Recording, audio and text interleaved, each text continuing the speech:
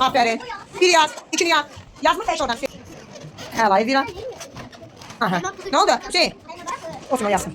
Yaz. Ne geçeceksin? Evet yaz. Devam bakın. Aferin. Yavuz aralı yaz. Yer mesafesi oku. Helal. Nurum benim aferin. Aferin Şahnaz. Ha, biri ters yaz.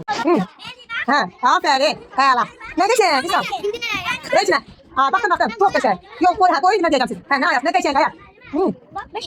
Ha, hani yazdık buraya da. Ha. Ya şu bakın. Aferin. Şahnaz ne geçeceksin? Aferin sana. Devam. Başla yaz bakalım. Şey. Ha. Bakın. Klas. Aferin. Bakın sana tamam. Ne geçeceksin? Tamam söyleyeyim. Çok geçeceksin. Elbira ne yazı? Ne geçeceksin Elbira?